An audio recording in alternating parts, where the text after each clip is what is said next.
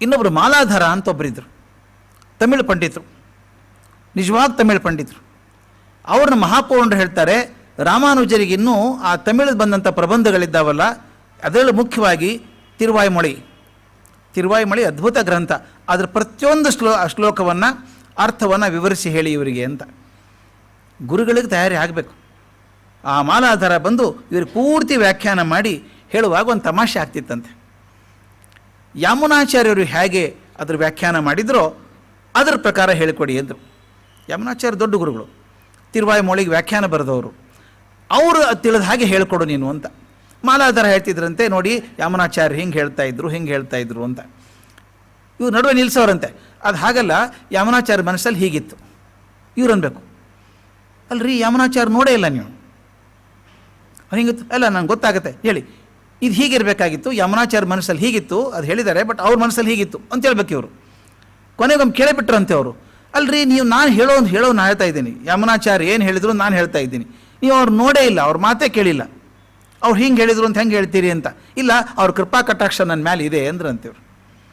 ಒಂದು ಸಲ ಮಾಲಾಧಾರ ಹೋಗ್ಬಿಟ್ಟು ಮಹಾಪೂರ್ಣರಿಗೆ ಹೇಳ್ತಾರೆ, ನನಗೆ ವಿಚಿತ್ರ ಅನಿಸೋದಂದರೆ ನಾನು ಏನೋ ಹೇಳ್ತಾ ಇದ್ದೀನಿ ಅರ್ಥ ಇದು ಅಂತ, ಅದು ಹಾಗಲ್ಲ ಅಂತ ಅವ್ರು ಹೇಳ್ತಾರೆ, ಯಾವುದು ಸರಿ ಅಂತ ಕೇಳಿದ್ರಂತೆ.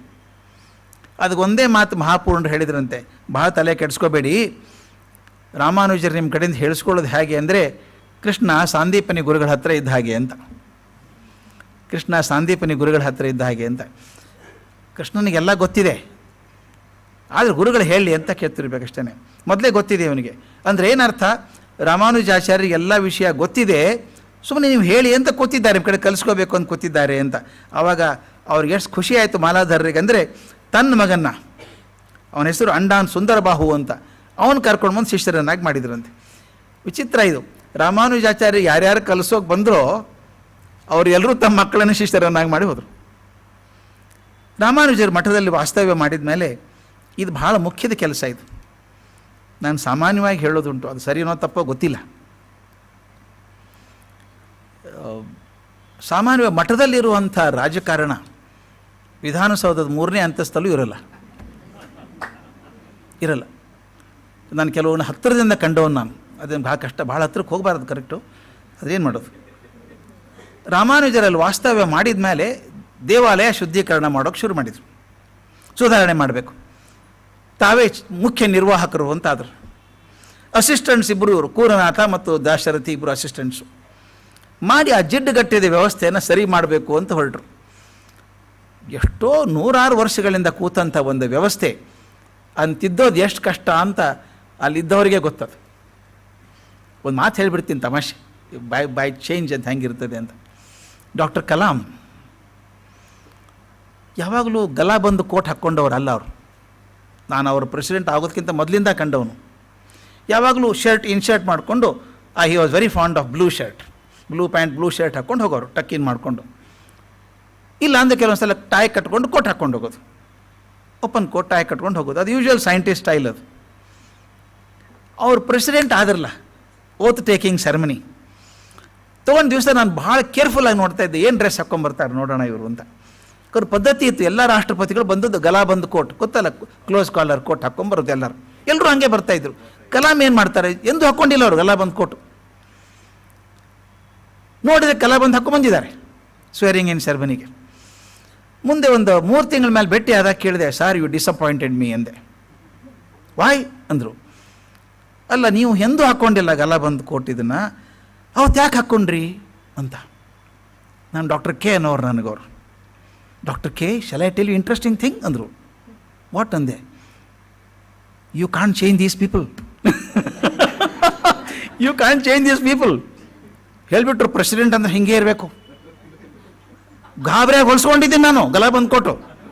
ನಾನು ಎಂದು ಹಾಕ್ಕೊಂಡು ಗೊತ್ತಿಲ್ಲ. ಕೊನೆಗೂ ನೋಡ್ಬೇಕು ನೀವು, ಕೊನೆಗೆ ನೋಡಿದ ಗಲಾಬಂದು ಕೋಟ್ ಹಾಕ್ಕೊಂಬರೋರು ಈ ಬಟನ್ ಹಾಕ್ತಿರ್ಲಿಲ್ಲ, ಹೆಂಗೆ ಇರೋದು ಕೋಟಿನ ಥರನೇ ಅದು. ಇದು ಕೋಟು ಅಲ್ಲ, ಗಲಾಬಂದು ಅಲ್ಲ. He was not comfortable in that. ಅಂದ್ರೆ ಅವ್ರು ಹೇಳೋದು ವ್ಯವಸ್ಥೆ ಎಷ್ಟು ಬಿಗಿ ಇದೆ ಅಂದರೆ, ಅವನು ಅಂಡರ್ ಸೆಕ್ರೆಟರಿ ಹೇಳ್ತಾನೆ, sir this not the way to stay there sir. ಅಲ್ಲ, ಇವನ ಇನ್ಸ್ಟ್ರಕ್ಷನ್ ಟು ಪ್ರೆಸಿಡೆಂಟಾ, president has to listen to this man. ಆ ಪರಿಸ್ಥಿತಿ ಹಂಗಿದೆ. ನಾವು ಹೆಂಗಿರಬೇಕು ಹಂಗಿರೋಕ್ಕಾಗಲ್ಲ ವ್ಯವಸ್ಥೆಯಲ್ಲಿ. ಕೆಳಗೆ ಹಂಗಿರಬಾರ್ದು ಸರ್, ಹಿಂಗೆ ಬರಿಬೇಕು ಸರ್ ಅಂತಾರೆ. ಆ ವ್ಯವಸ್ಥೆ ಆಗಿಬಿಟ್ಟಿದೆ. ಇವ್ರು ಏನು ಮಾಡಿದರು ಅಂದರೆ, ದೇವಾಲಯದಲ್ಲಿ ಎಲ್ಲರೂ ಪ್ರವೇಶ ಬರಬೇಕು, ಮೊದಲು ಭೇದ ಭಾವ ಇರಬಾರ್ದು, ಪ್ರವೇಶ ಮಾಡಬೇಕು, ತಾರತಮ್ಯ ಇರ್ಕೊಡೋದು. ಮತ್ತು ಇನ್ನೊಂದು ಭಾಳ ಮುಖ್ಯ ಅಂದರೆ ಅದು ಜೇನು ಹುಟ್ಟಿ ಕೈ ಹಾಕಿದಂಗೆ ಲೆಕ್ಕಪತ್ರಗಳನ್ನು ಸರಿಯಾಗಿಡಬೇಕು ಅಂತ ಶುರು ಮಾಡಿದರು. ಮಠದ ಲೆಕ್ಕಪತ್ರ ಇಡೋದು ಭಾಳ ಕಷ್ಟದ ಕೆಲಸ. ಇನ್ನು department of finance can maintain it, ಅಲ್ಲಿ ಭಾಳ ಕಷ್ಟ. ಅಲ್ಲಿ ಪದ್ಧತಿ ಅಂತ ಇರೋಲ್ಲಲ್ಲ, ಹೇಗೆ ಇರ್ತದೆ ಒಂದು ಪದ್ಧತಿ. ಅದನ್ನು ಮಾಡೋಕ್ಕೆ ಹೋದಾಗ ಏನಾಯಿತು ಅಂತ, ಅಲ್ಲಿ ಪಟ್ಟಭದ್ರರು ಇರ್ತಾರಲ್ಲ ಸಾಕಷ್ಟು ಜನ, ಅವ್ರು ತೊಂದರೆ ಆಗದೆ ಇರ್ತದ. ಅವರೆಲ್ಲ ಅರ್ಚಕರು ಅಧಿಕಾರಿಗಳು ಪ್ರತಿಭಟನೆ ಮಾಡೋಕ್ಕೆ ಶುರು ಮಾಡಿದರು. ಕೆಲವು ದುಷ್ಟ ಕೂಟಗಳಾಗಿ ಇವ್ರ ಮೇಲೆ ಸೇಡು ತೀರಿಸ್ಕೊಳ್ಳೋಕೆ ಶುರು ಮಾಡಿದರು, ತೊಂದರೆ ಕೊಡೋದಕ್ಕೆ. As long as the officer is comfortable, both are comfortable. ಯಾವಾಗ ಆಫೀಸರ್ಸಲ್ಲಿ ಬಿಗಿ ಆಗಿಬಿಟ್ರೋ ಇವ್ರಿಗೂ ಕಷ್ಟ, ಆಫೀಸರ್ಗೂ ಕಷ್ಟ, ಮಾಡೋಕ್ಕೆ ಬಿಡಲ್ಲ ಕೆಲಸ ನಿಮಗೆ. ಹಂಗಾಗ್ಬಿಡ್ತು. ಕೆಲವು ಅರ್ಚಕರು ಎಲ್ಲಿವರೆಗೆ ಹೋಗ್ಬಿಟ್ರು ಅಂದರೆ ರಾಮಾನುಜಾಚಾರ್ಯರನ್ನು ಮುಗಿಸ್ಬಿಡ್ಬೇಕು. ಒಂದು ಪ್ಲ್ಯಾನ್ ಹಾಕಿದರು, ನೋಡಿ ಎಲ್ಲಿಗೆ ಹೋಗ್ತದೆ ಮನುಷ್ಯ ಅಂತ. ರಾಮಾನುಜಾಚಾರ್ಯ ಸನ್ಯಾಸಿಗಳಾದ್ದರಿಂದ ದಿನಾಲು 7 ಮನೆಗೆ ಹೋಗಿ ಭಿಕ್ಷೆ ಬೇಡ್ಕೊಂಬರ್ಬೇಕು ಅವರು, ಅದನ್ನು ಊಟ ಮಾಡಬೇಕು ಅಂತಿತ್ತು. 7 ಮನೆ ಫಿಕ್ಸ್ ಆಗಿರ್ತಿತ್ತು ಎಲ್ಲಿ ಹೋಗಬೇಕು ಅಂತ. ಇವ್ರು ಅರ್ಚಕರು ಏನು ಮಾಡಿದರು ಅಂದರೆ, ಒಬ್ಬ ಬ್ರಾಹ್ಮಣ ಅವ್ರ ಮನೆಗೆ ಭಿಕ್ಷೆ ಬೇಡಕ್ಕೆ ಹೋಗ್ತಿದ್ರು ರಾಮಾನುಜರು. ಅವ್ರು ಹೇಳಿದ್ರಂತೆ, ನೋಡೋ ಇದು ಭಾಳ ಕಿರಿಕಿರಿ ಆಗಿದೆ ಮನುಷ್ಯನಿಂದಾಗಿ, ಇವ್ರು ಮುಗಿಸ್ಬೇಕು ಅಂತ ತೀರ್ಮಾನ ಮಾಡಿದ್ದೀವಿ, ನಿಮ್ಮ ಮನೆಗೆ ಭಿಕ್ಷೆ ಬಂದಾಗ ಆಹಾರದಲ್ಲಿ ವಿಷ ಹಾಕಿ ಕೊಟ್ಬಿಡು ಅವ್ರಿಗೆ ಅಂತ. ದುಡ್ಡು ಕೊಡ್ತೇವೆ ಅಂದರು. ನೀನು ಬಡತನ ಪೂರ್ತಿ ಹೋಗುವ ಅಷ್ಟು ದುಡ್ಡು ಕೊಡ್ತೇವೆ ನಾವು ನಿಮಗೆ ಅಂತ. ಗಂಡ ಒಪ್ಕೊಂಡ್ಬಿಟ್ಟ. ಆದರೆ ಹೆಂಡತಿ ದೈವ ಭೀರು. ನಾನು ಯಾವಾಗಲೂ ಹೇಳೋದು, still the culture resides with the woman more than man. ಉಳ್ಕೊಂಡಿರುತ್ತೆ. ಆಕೆ ಹೇಳಿದ್ ಬ್ಯಾಡ್ರಿ, ಬಡತನ ಹೋಗಬಹುದು, ಶಾಶ್ವತ ನರಕ ಬಂದ್ಬಿಡುತ್ತೆ ನಮಗೆ, ಗುರುಗಳು ಹತ್ಯೆ ಮಾಡಿದ್ದೀವಿ ಅಂಥೇಳಿ, ಬೇಡ ಅಂತ ಹೇಳಿದ್ಲು. ಗಂಡ ಬಿಡಲಿಲ್ಲ. ಅವ್ರು ಅರ್ಚಕರಿದ್ರಲ್ಲ ದುಷ್ಟ ಕೂಟದವರು, ನೀವು ಮಾಡದಿದ್ದರೆ ನೀನು ಬಹಿಷ್ಕಾರ ಹಾಕ್ಬಿಡ್ತೀವಿ ಏನೋ ಹೆದರಿಸ್ಬಿಟ್ರು ಅವನ್ನ.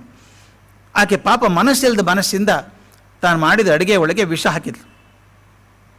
ಹಾಕಿ ಇವ್ರು ಬಂದು ಭವತಿ ಭಿಕ್ಷಾಂದೇಹಿ ಎಂದು ಮನೆ ಮುಂದೆ ನಿಂತ್ಕೊಂಡಾಗ ಆಕೆ ಬಂದು ಅವರು ಜೋಳಿಗೆಯಲ್ಲಿ ಹಾಕಬೇಕಲ್ಲ, ಹಾಕಿದ್ಲು.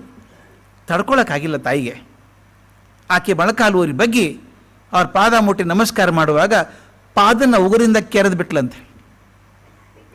ಆಕೆ ಕಣ್ಣಲ್ಲಿ ನೀರಿತ್ತಲ್ಲ, ಅದು ಪಾದದ ಮೇಲೆ ಬಿತ್ತು. ಆಕೆ ಎದ್ದು ಹೋಗ್ಬಿಟ್ಲು, ಮುಖ ಮುಚ್ಕೊಂಡು ಸರ ಹೋಗ್ಬಿಟ್ಲು. ರಾಮಾನುಚಾರಿಗೆ ಏನೋ ತಪ್ಪಾಗಿದೆ ಅನ್ನಿಸ್ತು, ಏನೂ ಆಗಿದೆ ಗದ್ದಲ. ಇದು ತಾಯಿ ನಗ್ನಗ್ತಾ ಭಿಕ್ಷೆ ಹಾಕೊಳ್ಳೋಕೆ ಇವತ್ತು ಯಾಕೋ ತಲೆ ತಗ್ಗಿಸಿ ಕಣ್ಣಲ್ಲಿ ನೀರು ತುಂಬ್ಕೊಂಡು ಹೋದ್ಲು ಅಂದರೆ ಏನೋ ತೊಂದರೆ ಆಗಿರಬೇಕು ಅಂತ. ಹಾಗೆ ಜೋಳಿಗೆ ಸಮೇತ ಕಾವೇರಿ ನದಿ ತೀರಕ್ಕೆ ಹೋದರು. ದಾರಿಯಲ್ಲಿ ಹೋಗ್ತಾ ಭೂತ ಬಲಿ ಅಂತ ಹೇಳಿ ಜೋಳಿಗೆ ಹಾಕಿದ್ದನ್ನು ವಸ್ತುವನ್ನು ತೆಳಗೆ ಹಾಕಿದಾಗ ಒಂದು ನಾಯಿ ಬಂದು ತಿಂತು. ತಕ್ಷಣ ಒದ್ದಾಡಿ ಸತ್ತೋಯ್ತು. ಗೊತ್ತಾಯ್ತು ವಿಷ ಇದೆ ಅಂತ. ರಾಮಾನುಚಾರ್ಯ ಭಾಳ ದುಃಖ ಆದದ್ದು, ನಾನು ಏನೋ ಮಾಡೋಕ್ಕೆ ಹೋಗಿ ಪಾಪ ನಾಯಿ ಕೊಂದ್ಬಿಟ್ನಲ್ಲ ಅಂತ ದುಃಖ ಆಯ್ತು ಅಂತೇಳಿ. ಆಮೇಲೆ ಶಿಷ್ಯರಿಗೆಲ್ಲ ಗೊತ್ತಾಯಿತು. ರಾಮಾನುಚಾರ್ಯ ಮನಸ್ಸಿಗೆ ಯಾಕೆ ಬೇಜಾರಾಯಿತು ಅಂದರೆ, ನಾನು ಒಳ್ಳೆ ಕೆಲಸ ಮಾಡೋಕ್ಕೆ ಹೋಗ್ತಿದ್ದೀನಿ, ಇಷ್ಟು ಬೇಜಾರಾಯ್ತಾ ಜನಕ್ಕೆ ನನ್ನ ಬಗ್ಗೆ, ಇನ್ನು ಯಾರ ಮನೆಗೂ ಭಿಕ್ಷೆ ಹೋಗೋದು ಬೇಡ ಅಂತ ಹೇಳಿ ಸುಮಾರು ಎಷ್ಟೋ ದಿನಗಳ ಕಾಲ ಭಿಕ್ಷೆಗೆ ಹೋಗದೆ ಬರೀ ನೀರು ಕುಡಿದು ಬದುಕಿದ್ರಂತೆ, ಭಿಕ್ಷೆಗೆ ಹೋಗೋದೇ ಬೇಡ ಅಂತ. ಈ ಘಟನೆಯನ್ನು ಕೇಳಿಬಿಟ್ಟು ಎಲ್ಲರಿಗೂ ಗಾಬರಿ ಆಯಿತು. ಅದರಲ್ಲಿ ಮುಖ್ಯವಾಗಿ ಆ ಗೋಷ್ಠಿ ಪೂರ್ಣರು ರಹಸ್ಯ ಮಂತ್ರ ಕೊಟ್ಟಿದ್ರಲ್ಲ ಇವರಿಗೆ, ಓಡಿ ಬಂದರು ಊರಿಂದ. ಈ ಘಟನೆ ಎಷ್ಟು ಚೆನ್ನಾಗಿದೆಯಪ್ಪ, ನನಗಂತೂ ಮನಸ್ಸಿಗೆ ಭಾಳ ಹಿಡಿಸಿದ ಘಟನೆ ಇದು. ಗೋಷ್ಠಿ ಪೂರ್ಣರು ವಯಸ್ಸಾದವರು, ನೆನೆಸ್ಕೋಬೇಕು ನೀವು. ಬಂದರು. ರಾಮಾನುಜರು ಆ ನದಿ ದಂಡೆ ಮೇಲೆ ನಿಂತಿದ್ದಾರೆ, ಕಾವೇರಿ ನದಿ ದಂಡೆ ಮೇಲೆ ನಿಂತಿದ್ದಾರೆ, ಮರಳಲ್ಲಿ ನಿಂತ್ಕೊಂಡಿದ್ದಾರೆ. ಮಧ್ಯಾಹ್ನ ಹೊತ್ತು ಅವರು ಗೋಷ್ಠಿ ಪೂರ್ಣರು ಬಂದ ತಕ್ಷಣ ಗುರುಗಳು ಅಂತ ಹೇಳಿ ಈ ಮರಳ ಮೇಲೆ ದೀರ್ಘದಂಡ ನಮಸ್ಕಾರ ಹಾಕಿದರು ರಾಮಾನುಜರು. ಗುರುಗಳು ಏಳು ಅಂತ ಇಲ್ಲ, ನಮ್ಮ ಪರಂಪರೆ ಪ್ರಕಾರ ಗುರುಗಳು ಏಳು ಅನ್ಬೇಕು ಅನ್ನೋ ತನಕ ನಮಸ್ಕಾರ ಮಾಡ್ಕೊಂಡೇ ಇರಬೇಕು ಅವರು. ಕಾದು ಹೋಗಿದೆ ಮರಳು, ಕೆಂಡ ಇದ್ದಂಗಿದೆ, ಅದ್ರ ಮೇಲೆ ಬರಿ ಮೇಲೆ ಮಲ್ಕೊಂಡಿದ್ದಾರೆ ಉದ್ದ ದೀರ್ಘದಂಡ ನಮಸ್ಕಾರ ಹಾಕ್ಕೊಂಡು. ಅವ್ರು ಏಳು ಅಂತಾನೇ ಇಲ್ಲ. ಇವ್ರಿಗೆ ಮೈಗೆಲ್ಲ ಬೊಬ್ಬೆ ಬರೋಕ್ಕೆ ಶುರು ಆಯಿತು. ಅವ್ರು ಏನು ಹೇಳೋಂಗಿಲ್ಲ, ಹಾಗೆ ಕೂತಿದ್ದಾರೆ, ಗುರು ಹೇಳೋದಂಗೆ ಹೇಳೋಲ್ಲ ಅಂತ. ಇನ್ನೊಬ್ಬ ಮನುಷ್ಯ ಇದ್ದ, ಅವ್ರ ಶಿಷ್ಯ ಕಿಡಂಬಿ ಅಚ್ಚಾನ್ ಅಂತ, ಸ್ವಲ್ಪ ಕೋಪಿಸ್ಟ್ ಹುಡುಗ ಅವನು. ಅವನು ನೋಡ್ದ, ನಮ್ಮ ಗುರುಗಳು ನೆಲದ ಮಲ್ಕೊಂಡಿದ್ದಾರೆ ಬರಿಮೈಯಿಂದ, ಗುಳ್ಳೆ ಬರ್ತಾ ಇದೆ ಮೈ ಮೇಲೆ, ಏಳು ಅನ್ನೋಕ್ಕಾಗಲ್ವ ಇವರಿಗೆ. ಅವನು ಸರಿಯಾಗಿ ಬೈದಂತೆ, ಏ ಚೋಳಿ ಬ್ರಾಹ್ಮಣ, ಚೋಳ ದೇಶದ ಬ್ರಾಹ್ಮಣ ಅಂತ, ಅದು ಶಾರ್ಟ್ಕಟ್ ಮಾಡಿ ಬೈಯೋದು. ಏ ಚೋಳಿ ಬ್ರಾಹ್ಮಣ, ನನ್ನ ಗುರುವನ್ನು ಕೊಂದೇ ಬಿಡಬೇಕು ಅಂದ್ಕೊಂಡಿದ್ಯಾ ನೀನು, ಏಳು ಅನ್ನೋಕ್ಕಾಗಲ್ಲ ನಿನಗೆ, ಹೇಳೋನು ಅಂತಂದ್ರಂತೆ. ಹಿಂಗೆ ಅಂದಾಗ ಇವ್ರಿಗೆ ಗಾಬರಿ ಆಯಿತು, ಶಿಷ್ಯ ಹಿಂಗೆ ಮಾತಾಡಬಾರ್ದಾಗಿತ್ತು ಗುರುಗಳಿಗೆ ಅಂತ. ಗುರುಗಳು ಸಂತೋಷ ಪಟ್ಬಿಟ್ರಂತೆ ಗೋಷ್ಠಿ ಪೂರ್ಣರು, ಇನ್ನು ಹೇಳಪ್ಪ ಇನ್ನು ಅಂತರಂತೆ.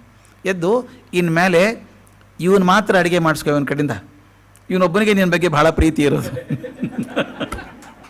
ನೀನು ಮಲ್ಕೊಂಡಾಗ ಮೈ ಕೆಂಪಾಗಿ ಗುಳ್ಳೆ ಬಂತಲ್ಲ, ತಡ್ಕೊಳಕ್ಕಾಗಿಲ್ಲ, ನನಗೆ ಬೈದ ಅವನು. ಯಾಕೆ ಬೈದ? ನಿನ್ನ ಬಗ್ಗೆ ಅಷ್ಟೊಂದು ಪ್ರೀತಿ ಇದೆ ಅವನಿಗೆ, ಅಷ್ಟೊಂದು ಪ್ರೀತಿ ಇದೆ ಅವನಿಗೆ.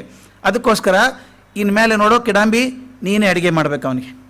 ಅದಕ್ಕೆ ಕಿಡಾಂಬಿ ಭಾಳ ದೊಡ್ಡ ಹೆಸರದು, ಕಿಡಾಂಬಿ ಅಚ್ಚಾನ್ ಅಂಥೇಳಿ ಅವನೇ ಅಡುಗೆ ಮಾಡಿ ರಾಮಾನುಜರಿಗೆ ಬಡಿಸ್ಬೇಕು. ಇವ್ರು ಮಾಡಿದ ಮಾತ್ರ ಊಟ ಮಾಡಿ ಎಲ್ಲೂ ಮಾಡಬೇಡ ಅಂತ ಹೇಳಿದರು. ಅಂದಿನಿಂದ ಅವರು ಬೇರೆ ಕಡೆ ಭಿಕ್ಷೆ ಬೇಡೋದನ್ನು ಬಿಟ್ಟರು, ಕಿಡಾಂಬಿ ಅಚ್ಚಾನೇ ಅಡುಗೆ ಮಾಡೋಕ್ಕೆ ಶುರು ಮಾಡಿದ ಅಂತ ಆಗ್ತದೆ. ಇಷ್ಟಕ್ಕೆ ನಿಂತ್ಕೊಳ್ಳಿಲ್ಲ ಅದು. ನೋಡಿದರು ಈ ವಿಷ ಹಾಕಿದ್ದು ವರ್ಕ್ ಆಗಲಿಲ್ಲ. ಇದು ಇನ್ನೂ ಬೇರೆ ಬೇರೆ ಪ್ಲ್ಯಾನ್ ಮಾಡೋಕ್ಕೆ ಶುರು ಮಾಡಿದರು. ಅವ್ರನ್ನ ಕೊಂದೇ ಬಿಡ್ತಾರೆ, ಹೊಡೆದೇ ಬಿಡ್ತಾರೆ ಅಂತಂದುವಾಗ ಇದು ಭಾಳ ನನಗೆ ವಿಚಿತ್ರ ಅನಿಸುತ್ತೆ. ಎಷ್ಟು ಒದ್ದಾಡಬೇಕು ವ್ಯವಸ್ಥೆ ವಿರುದ್ಧ ಒಬ್ಬ ಮನುಷ್ಯ ಸದಾರ ಮಾಡಬೇಕಾದ್ರೆ ಅಂತ. 2 ವರ್ಷ ಶ್ರೀರಂಗ ಬಿಟ್ಟು ತಿರುವಳ್ಳರೈ ಅನ್ನೋ ಜಾಗಕ್ಕೆ ಹೋಗ್ತಾರೆ ರಾಮಾನುಜರು. ಶ್ರೀರಂಗ ಬಿಟ್ಟು ಹೋಗ್ತಾರೆ 2 ವರ್ಷ. ಬೇಡ ತುಂಬ ಹಾವಳಿ ಜಾಸ್ತಿ ಆಯಿತು ಅಂತ. ಇದು ಯಾಕೆ ಹೇಳ್ತೀನಿ ಅಂದರೆ, ಇವತ್ತು ನಮ್ಮ ಕಾಲದಲ್ಲಿ ಹಾಗಿದೆ, ಅವತ್ತೇ ಹಾಗಿರ್ಬೇಕಾದ್ರೆ ಇವತ್ತೇ ಆಗಿರಬೇಕು.